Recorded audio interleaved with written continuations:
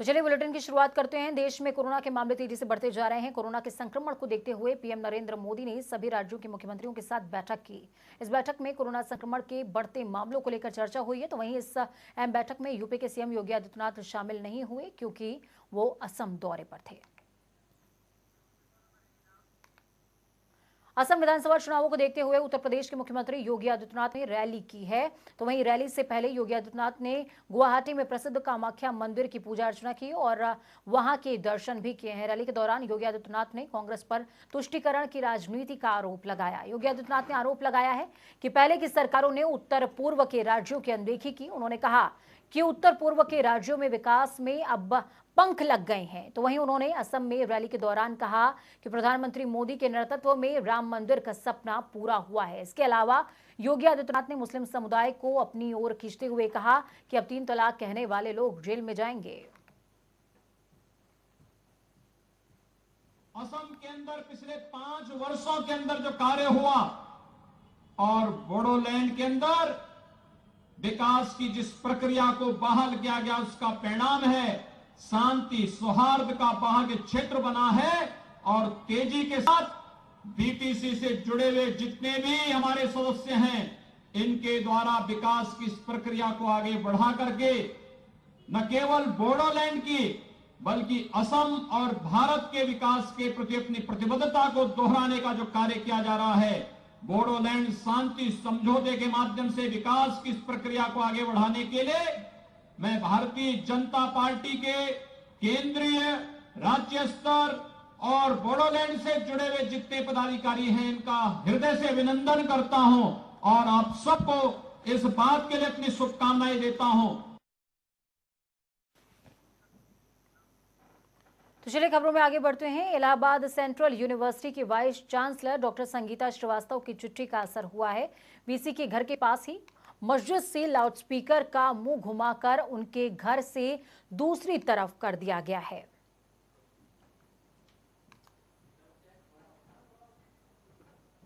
माननीय VC Allahabad university का एक पत्र मेरे भी संज्ञान में आया है, जो उन्होंने जिला मजिस्ट्रेट को लिखा है कि एक निश्चित डेसिबल से ऊपर माइक के द्वारा अजान होती है, जिससे उनको डिस्टर्बेंस होता है। तो हम लोग इसका अध्ययन कर रहे हैं और उसमें जांच करके, और ये भी सुप्रीम कोर्ट और हाई कोर्ट की गाइडलाइन है कि 10 बजे शाम से सुबह 6 बजे के बीच में कोई नॉइस पोल्यूशन नहीं होना चाहिए। कोई भी पब्लिक एड्रेस सिस्टम से एक लिमिट के बाद प्रचार प्रसार नहीं होना चाहिए, आवाज़ नहीं होनी चाहिए। तो आपको बता दें कि इलाहाबाद सेंट्रल यूनिवर्सिटी की वाइस चांसलर ने अजान से नींद में खलल पड़ने का मुद्दा उठाया था। वीसी डॉक्टर संगीता श्रीवास्तव ने इसकी शिकायत पुलिस और जिला प्रशासन से की थी। वीसी ने कमिश्नर, आईजी और एसएसपी समेत कई अधिकारियों को चिट्ठी लिखी। वीसी ने चिट्ठी में कहा कि रोजाना सुबह लाउडस्पीकर से अजान होने के कारण उनकी नींद में खलल पड़ता है। वीसी ने आगे कहा कि रमजान शुरू होने पर पूरे 1 महीने तक रोजाना सुबह लाउडस्पीकर से अनाउंसमेंट होगी। उस वक्त उनकी नींद में खलल और ज्यादा बढ़ जाएगा। संगीता श्रीवास्तव ने इलाहाबाद हाईकोर्ट के आदेश का हवाला भी दिया है। तो वहीं प्रयागराज से उठे अजान के मुद्दे को लेकर जहां एक तरफ माहौल गर्माता जा रहा है, तो वहीं इस पर लोगों का क्या कुछ कहना है, सुनिए। हम सब जिस मुल्क में रहते हैं, ये मुख्तलिफ मजहब के मानने वालों का मुल्क है। यहाँ पर मुख्तलिफ त्यौहार भी मनाए जाते हैं। जहाँ मस्जिदों से अजानों की आवाज़ आती है, वहीं पर मंदिरों से भजन और कीर्तन की आवाज़ आती है, और कोई भी मुसलमान इन तमाम चीज़ों पर एतराज़ नहीं करता है। होली के मौके पर बड़ी तादाद में डीजे का इस्तेमाल होता है। जिस शहर से हमारे कुलपति साहब ने ये लेटर लिखा है, वहाँ पर कुंभ के मौके पर कसीर तादाद में लाउड स्पीकर का भी इस्तेमाल होता है और रास्तों को भी बंद किया जाता है। लेकिन कोई भी मुसलमान कभी भी किसी भी सूरत में इन तमाम चीज़ों पर कोई एतराज़ नहीं करता है। नमाज के समय मस्जिदों से की जाने वाली अजान धार्मिक स्वतंत्रता के अधिकार के अंतर्गत आती है। यह इस्लाम का एक अभिन्न अंग है, लेकिन लाउड स्पीकर या किसी अन्य उपकरण का प्रयोग करना संवैधानिक रूप से उचित नहीं है। माननीय उच्च न्यायालय इलाहाबाद ने 15 मई 2020 को अपने डबल बेंच के ऐतिहासिक फैसले में इस प्रकार के उपकरणों के माध्यम से की जाने वाली अजान को गैरकानूनी बताते हुए शासन से इस पर प्रतिबंध लगाने के लिए कहा। माननीय उच्च न्यायालय का मानना था कि इससे लोगों की निजता प्रभावित होती है। तो आनंद राज हमारे साथ में जुड़ चुके हैं, संवाददाता है हमारे प्रयागराज से। आनंद, जिस तरीके से ये तस्वीरें सामने आ रही हैं और अब पूरे मसले को देखा जाए तो इसका पूरी तरीके से राजनीतिकरण हो चुका है। क्या भाजपा, क्या सपा, सभी अब इस मसले में कूद रहे हैं। धार्मिक जो लोग हैं उनका कुछ अलग कहना है और लोगों का कुछ अलग कहना है। वहां की मौजूदा स्थिति क्या है आनंद? यानी शिकायतनामा उन्होंने भेजा है और इस पूरे मामले की जांच में जुट गए हैं और हाईकोर्ट की गाइडलाइन के अनुसार उन्होंने जांच कर रहे हैं। हालांकि सबसे अच्छी बात है मस्जिद की ओर से, जिन्होंने मस्जिद के जो लाउड स्पीकर है उसके रुख को वीसी के घर की तरफ से हटाकर की तरफ से कर लिया है और उसको वैल्यू यानी जो ध्वनि है उसकी मतलब जो वैल्यू उसको कम कर दिया, वो 50% कर दिया है। प्रयागराज में इस बात को लेकर चर्चा है। हालांकि विश्वविद्यालय में छात्र मुद्दों को लेकर लड़कों ने कई पुतले जलाए, आज वीसी का भी पुतला जलाया। उनकी यह सीधी डिमांड थी कि वीसी साहब ने जिस तरह की भावनाएं, धार्मिक भावनाओं को आहत करने की बात कही है, उनको माफी मांगनी चाहिए, वरना हम प्रदर्शन सड़कों पर उतर के करेंगे। तो प्रयागराज में ये चर्चा का विषय है, लेकिन क्योंकि प्रयागराज गंगा जमुनी तहजीब का भी प्रतीक है, तो कोई ऐसी बात सामने नहीं आई जिससे दो धर्मों के बीच में एक दीवार पैदा हो। हालांकि वीसी ने बहुत ही शालीनता से खत लिखा, उतनी ही शालीनता से मस्जिद चलाने वाले लोगों ने भी काम किया और लाउड स्पीकर को कम किया है और उसको रुख को बदल दिया है। जी बिल्कुल, लाउड स्पीकर का रुख चेंज कर दिया गया है यहाँ पर आनंद। लेकिन सबसे बड़ा सवाल ये कि रुख तब्दील कर देना क्या समस्या का समाधान है? क्या क्षेत्र को और वहां के लोगों को मिलकर के इसका निराकरण निकालना पड़ेगा? देखिए, ये एक मस्जिद, मंदिर, ये बहुत सेंसिटिव मैटर होते हैं। इन सब मुद्दों को जल्दी कोई उठाना नहीं चाहता। उन्हें लगता है थोड़ी सी कहेंगे तो धार्मिक चीजें सुबह उभर के सामने आ जाएगी, तो शायद कुछ सांप्रदायिक दंगे जैसे चीज हो सकते हैं, तो लोग उस चीज को सहन करते हैं। लेकिन वीसी ने इस बात को सहन न करने के बजाय उन्होंने सीधे कानूनी प्रक्रिया का हवाला देते हुए उन्होंने अपनी बात रखी और इस बात को मस्जिद, सबसे बड़ी अच्छी बात है, जो दो धर्मों के बीच जब बात होती है, दोनों गर्म मिजाज के हों तो बात बिगड़ सकती थी, लेकिन दोनों ने बहुत शालीनता से बात रखी और माहौल पूरी तरीके से शांत है और अच्छी तरीके से इस बात को फॉलो किया गया है। मस्जिद वाले के लोगों ने भी फॉलो किया, वीसी की कही बात को भी फॉलो किया। हालांकि अब इसमें जो राजनीति करने वाले हैं, छात्र राजनीति करने वाले हैं, उन्होंने वीसी पे सीधा निशाना साधा है का इस प्रकार की कार्रवाई वीसी की, जो एक संवैधानिक यानी एक अच्छे पद पर है, एजुकेशन लेवल पर है, उनका एक सम्मान है, इस तरह की बात कही है। सबसे बड़ी बात उन्होंने तथ्यपरक बात करी है। चलिए ठीक है, बहुत बहुत शुक्रिया हमारे साथ जुड़ने के लिए आनंद, अहम जानकारी ग्राउंड जीरो से साझा करने के लिए। खबरों में आगे बढ़ते हैं। उत्तर प्रदेश में मार्च के महीने में कोरोना वायरस फिर से फैलने लगा है। काफी हद तक काबू में हो चुका संक्रमण अब फिर से बढ़ रहा है। प्रदेश के 10 जिलों में कोरोना के मरीज दोबारा बढ़ गए हैं, जिसमें 3 जिले तो कोरोना मुक्त हो चुके थे। नए मरीज ज्यादा मिलने से रिकवरी रेट की रफ्तार भी सुस्त हो गई है। कोरोना संक्रमितों की संख्या अभी भी लखनऊ में सर्वाधिक है। तो देखिए किस तरीके से कोरोना डरा रहा है। 1 से 16 मार्च तक उत्तर प्रदेश के 10 जिलों में कोरोना के मरीजों की संख्या बढ़ती जा रही है। 1 से 16 मार्च तक उत्तर प्रदेश के 10 जिलों में कोरोना के मरीज बढ़े हैं। लखनऊ में 254 से बढ़कर 283 कोरोना संक्रमितों का मामला हो गया है। कानपुर में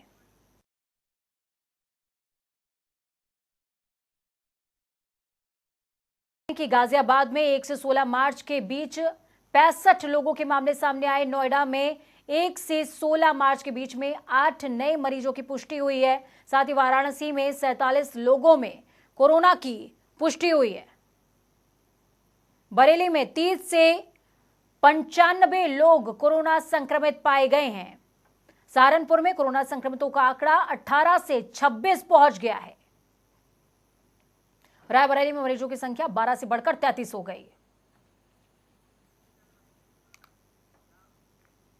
तो वहीं बात अब जेल की करें। देश भर में कोरोना वायरस संक्रमण के एक बार फिर से बढ़ते मामलों को देखते हुए हर स्तर पर पूरी सतर्कता बरती जा रही है। लोगों से मास्क पहनने के साथ ही लापरवाही नहीं बरतने की अपील की जा रही है। इस बीच उत्तर प्रदेश राज्य मानवाधिकार आयोग ने राज्य के मुख्य सचिव को जेलों में बंदियों को कोरोना के टीके लगवाए जाने का ब्यौरा मांगा। आयोग ने टीकाकरण की रिपोर्ट 4 सप्ताह में तलब की है। उत्तर प्रदेश राज्य मानवाधिकार आयोग के सदस्य पूर्व न्यायमूर्ति केपी सिंह और सदस्य ओपी दीक्षित ने सूबे की जेलों में बंदियों को कोरोना का टीका लगवाए जाने का आदेश दिया है।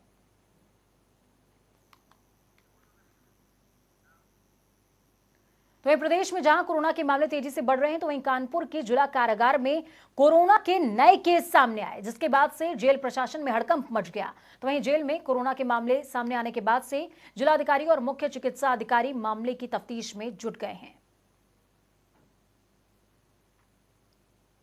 आज टेस्ट हुआ, 10 दिन के बाद आप कराएंगे, हो सकता है कि फिर से पॉजिटिव आदमी। सवाल सर इसलिए उठ रहा है कि अगर पुलिस कस्टडी में आए थे, वहाँ टेस्ट हुए नेगेटिव हुए, पुलिस कस्टडी में यहाँ तक आए तो इसके यहाँ पॉजिटिव हो गए, तो इस बीच में किसी को और संक्रमण हुआ या इनको संक्रमण कैसे? जिस टीम के साथ आए उसको भी संक्रमित हो सकता है। यहाँ बाहर की चीजें हैं, गंभीर है कि नहीं, मतलब इसकी चेकिंग तो हुई नहीं ऐसा देखिए, हमने बताया ना सब एसिम्प्टोमेटिक है।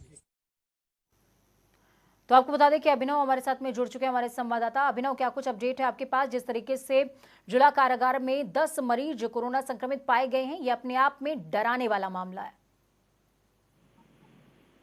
ये पूजा, आपको बता दूं कि कानपुर के विद्या भवन इंजीनियरिंग कॉलेज में अस्थायी जेल बनाई गई थी कोरोना काल के दौरान। तो जो भी नया कैदी आता है पहले उसको क्वारंटाइन किया जाता है अस्थायी जेल में, और इसके बाद क्वारंटाइन टाइम पूरा होने के बाद उसको जेल में टेस्ट किया जाता है।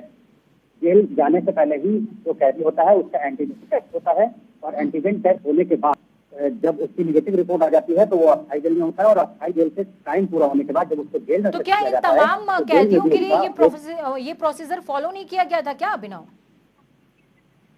जी, प्रोसीजर फॉलो किया गया था। पुलिस ने निगेटिव रिपोर्ट होने के बाद उनको अस्थाई जेल में शिफ्ट किया था, लेकिन जब वो अस्थाई जेल से जेल में पहुंचे, यहाँ पर जब उनका दोबारा से कोरोना टेस्ट हुआ तो इसमें से कल जो 76 कैदियों की जांच हुई थी उसमें से 10 कोरोना संक्रमित पाए गए। तो इसमें बड़ा सवाल ये उठता है कि आखिर अस्थाई जेल में जब निगेटिव रिपोर्ट के बाद कैदी भेजे गए थे, उसके बाद जेल में कैसे कोरोना पॉजिटिव हो गए? बिल्कुल, और उस टीम की भी जांच होनी चाहिए अभिनव, जिनके संरक्षण में ये तमाम कैदी जेल तक पहुंचे हैं। सबसे बड़ी बात है ये। क्या आपने उच्चतम अधिकारियों से बात करने की कोशिश करी है? बिल्कुल, ये जेल प्रशासन की बहुत बड़ी लापरवाही है। अस्थाई जेल में जिस तरह से कोरोना पॉजिटिव पाए गए हैं, और अस्थाई जेल में बंदी जो है वो कोरोना पॉजिटिव हुए, तो कहीं ना कहीं लचर रवैया रहा होगा, कहीं ना कहीं कुछ ऐसे लोगों की एंट्री उस जेल के अंदर हुई होगी जो कोरोना पॉजिटिव होंगे। नहीं तो ऐसा संक्रमण आखिर जेल के अंदर जहाँ पे भी टाइट सिक्योरिटी रहती है, तो कोरोना संक्रमित मरीज कैसे जेल के अंदर पहुंच गया? ठीक है, चलिए, बहुत बहुत शुक्रिया अभिनव हमारे साथ जुड़ने के लिए, अहम जानकारी ग्राउंड जीरो से साझा करने के लिए। उत्तर प्रदेश की योगी सरकार ने पिछले 4 सालों में बदमाशों पर कार्रवाई करते हुए एनकाउंटर की लिस्ट जारी की। इस आंकड़े में पुलिस ने मुठभेड़ में 135 आरोपियों को मार गिराया है। आपको बता दें कि पुलिस ने कार्रवाई करते हुए मेरठ में सबसे ज्यादा बदमाशों को मार गिराया, तो वहीं आजमगढ़, मुजफ्फरनगर, सहारनपुर और अलीगढ़ में भी जमकर एनकाउंटर हुआ है।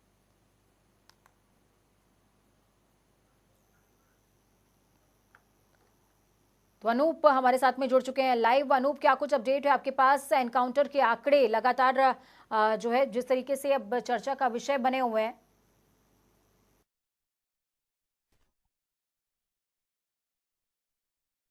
सरकार ने अब तक एनकाउंटर किए हैं।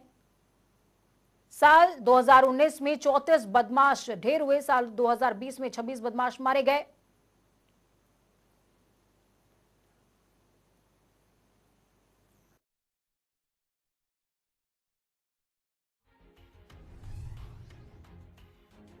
हर साल योगी सरकार अब तक के एनकाउंटर आपको बता रहे हैं। साल 2017 में, साल 2021 में अब तक 6 अपराधियों का एनकाउंटर हुआ है। साल 2019 में 34 बदमाश ढेर हुए हैं, साल 2020 में 26 बदमाश मार गिराए गए। खबरों में आगे बढ़ते हैं। योगी सरकार की ओर से जारी एनकाउंटर के आंकड़े पर सपा नेता ने क्या कुछ कहा है, सुनिए। जो आज एनकाउंटर की बात कर रहे हैं, एनकाउंटर पे सिर्फ हम नहीं, एनएचआरसी सबसे ज्यादा सवाल उठा चुका है आज तक भारतीय जनता पार्टी के एनकाउंटर्स पे। आपने देखा होगा कितने एनकाउंटर्स फर्जी निकले। आपको याद होगा नोएडा की घटना, जहां किसी के पैर पे गोली मार दी गई, जहां बाद में किसी और को गोली मार दी गई, और ये बाद में लगातार आती रहती हैं कि इन्होंने गलत एनकाउंटर किया। 2022 में जब समाजवादी पार्टी को मौका मिलेगा तो इन सारे एनकाउंटर्स का सच सामने आएगा। अगर किसी भी क्रिमिनल ने पुलिस में गोली चलाने की हिम्मत की है, उसके खिलाफ सख्त से सख्त कार्रवाई होनी चाहिए, गोली चलनी चाहिए। तो खबरों में आगे बढ़ते हैं। जहरीली शराब पीने से मरने वालों की संख्या में और ज्यादा इजाफा हुआ है। प्रयागराज के इंडिया तहसील के बहादुरपुर ब्लॉक में आसपास के गांवों में जहरीली शराब पीने से मंगलवार को 4 और लोगों की मौत हो गई। ये मृतकों का आंकड़ा अब तक 9 पहुंच गया है। जहरीली शराब से मौतों को आपको बता दें कि खारिज करने वाला प्रशासन अमला बैकफुट पर नजर आ रहा है और डीएम भानुचंद्र गोस्वामी ने मामले की जांच के लिए कमेटी का गठन किया। मामले की जांच एडीएम प्रशासन और एसपी गंगा पार की 2 सदस्यीय टीम करेगी। कि इन व्यक्तियों में से कुछ की मृत्यु बीमारी से हुई थी। इनमें से एक व्यक्ति अजय गुप्ता, जिसको गैस्ट्रो की समस्या थी और डॉक्टर की जांच पड़ताल में यह तथ्य सामने आया कि इन्होंने पिछले 4-5 दिनों से भोजन नहीं किया था, जिसके कारण पेट संबंधी समस्या के कारण इनकी मृत्यु हुई है। इसके अलावा कबीर उर्फ राम जी, जो लकवा की बीमारी से ग्रस्त थे, इन्होंने शहर के अल्लाहपुर क्षेत्र में जाकर स्प्रिट का सेवन किया था, जिसके कारण इनकी मृत्यु हुई है। इसके अलावा छोटेलाल कनौजिया के बारे में सूचना प्राप्त हुई कि इन्होंने अधिक मात्रा में शराब का सेवन किया था, जिसके कारण इनकी मृत्यु हुई है। इन तीनों शवों को जांच के लिए, पोस्टमार्टम के लिए भेज दिया गया है। तो आनंद हमारे संवाददाता लाइव जुड़ चुके हैं हमारे साथ में प्रयागराज से। आनंद, जिस तरीके से विरोधाभास की स्थिति देखने को मिल रही है, आंकड़े कहते हैं कि नकली शराब की वजह से मौत हुई और अधिकारी कह रहे हैं कि ये मौत स्वाभाविक थी, प्राकृतिक थी। अंतर है दोनों बातों में।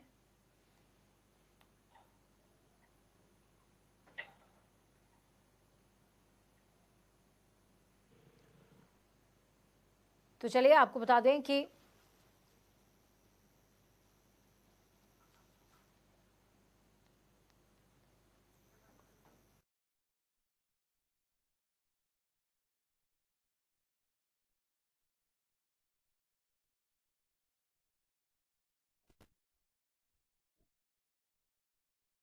नकली शराब पीने की वजह से 9 तक पहुंच गया है मृतकों का आंकड़ा और मामले की जांच लगातार चल रही है। 2 सदस्यीय टीम जांच के लिए गठित की गई है।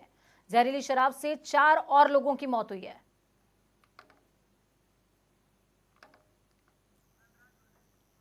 आनंद राज एक बार फिर से हमारे साथ में जुड़े हैं। आनंद, क्या अपडेट है आपके पास? जिस तरीके से अधिकारी के बयान में और मौजूदा स्थिति में विरोधाभास देखने को मिल रहा है, वो चिंताजनक है।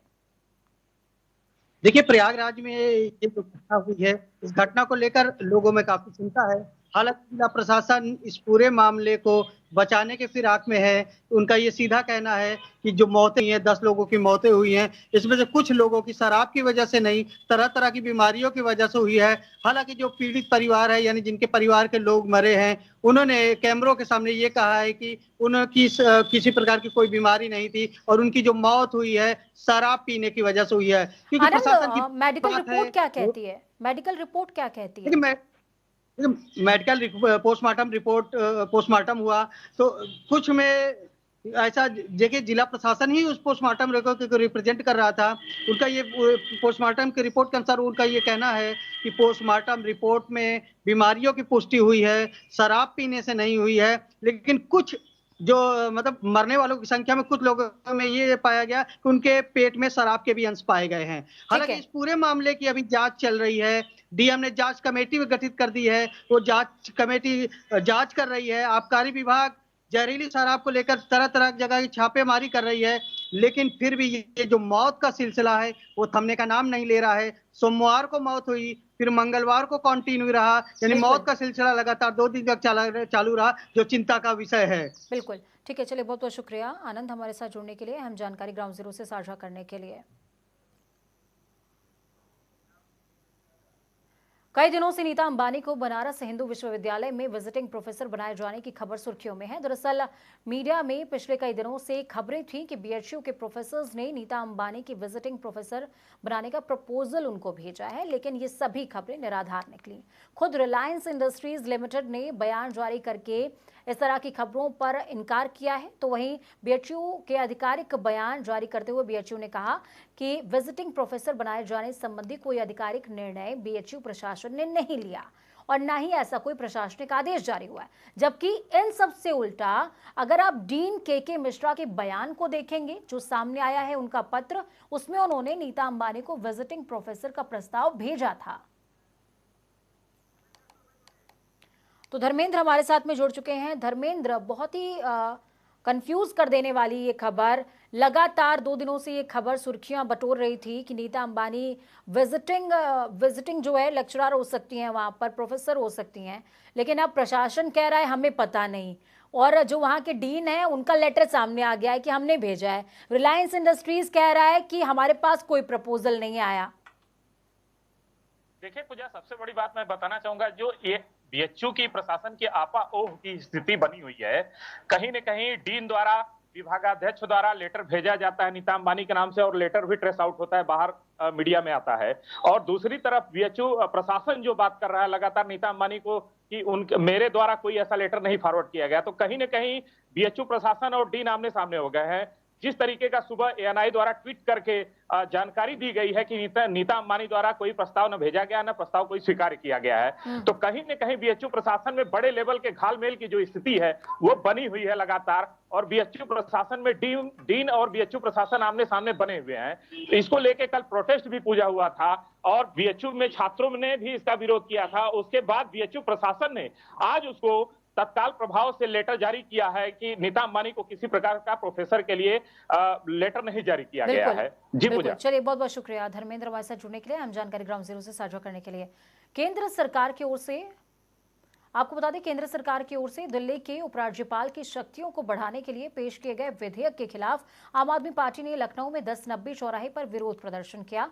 आम आदमी पार्टी के कार्यकर्ताओं ने सरकार के खिलाफ जमकर नारेबाजी की, जिसके बाद वहां मौजूद पुलिस बल ने प्रदर्शन कर रहे सैकड़ों कार्यकर्ताओं पर जमकर लाठियां भंजी हैं। जिसके बाद उत्तर प्रदेश आम आदमी पार्टी के प्रवक्ता वैभव महेश्वरी को हिरासत में लेते हुए इको गार्डन भेज दिया गया।